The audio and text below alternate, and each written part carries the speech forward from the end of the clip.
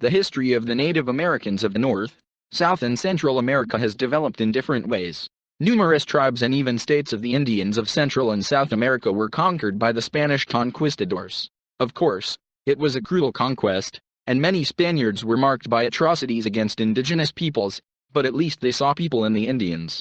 They tried to baptize them, married Indian girls, even bestowed titles of nobility on many Indian leaders and noble warriors.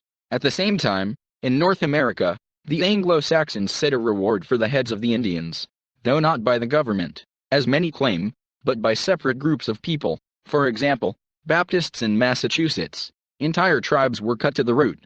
Peoples were pitted against each other. Food sources of the Indians were destroyed and, of course, they were rounded up on reservations. Needless to say, many Indians hated the whites and actively opposed them. In the early 19th century, the U.S. state border ran along the Mississippi River.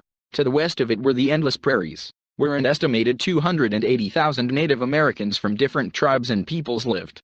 The Indians had a lot of food and they lived quite peacefully, until in 1862 the Americans wanted to subdue their lands. In the United States, a law was passed under which every citizen who wanted to move west of the Mississippi River received 160 acres of land completely free of charge. Naturally, people were drawn there, to the Indian lands, which the American government so freely disposed of.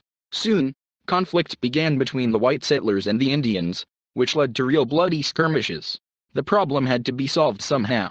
The favorite method of the United States is force. In this case it could end very badly, since it was problematic to kill 280,000 Indians. Given that they also resisted, it was then that the idea came up to kill not the Indians, but the bison, that is, what fed the tribes from time immemorial. It was at that moment that hunters were pulled into the prairie, who for several decades simply killed the entire multi-million population of these animals. In 1900, only 80 bison lived on the prairies. The wholesale extermination of bison led to discontent among the Indians, and they began to express this discontent.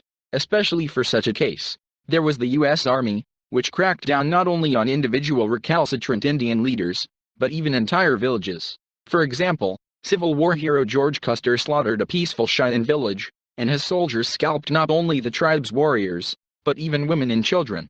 After the Cheyenne massacre awaited the Sioux tribes, who were driven into the harsh and barren Black Mountains, where many of them starved to death. However, soon gold was discovered in the mountains, so the Sioux were expelled from there too. All these operations were commanded by the American hero Custer. The Indians were divided, so they failed to create a unified resistance. Some tribes were killed, others went to the reservations prepared for them, but still others continued to resist. The only time the Indians had any hope of forcing the Americans to retreat even a little was when a skilled and powerful leader, nicknamed Sitting Bull, appeared. He was from the Hunkappa Sioux tribe and fought from a young age. And not just fought. He became famous as a strong, brave, and successful warrior. Sitting Bull gained his fame in his youth, when he fought in one of the wars under the command of the legendary leader Red Cloud. This, by the way, was one of the few wars in which the Indians won.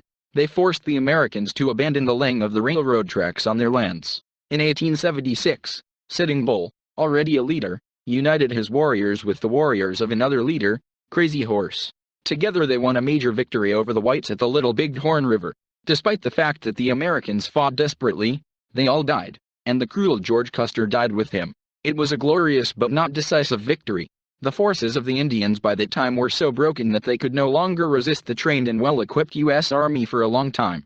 Crazy Horse negotiated peace with the Americans, but was arrested by them, after which he was treacherously killed in prison. Sitting Bull was able to break out with heavy fighting and leave for Canada. However, the Canadian tribes were distrustful of Sitting Bull, and local authorities came to the conclusion that the leader was an unwanted guest in their country. They forced him to leave Canada, and in the United States he was soon arrested. Sitting Bull was released from prison after 2 years, but it was a completely different person.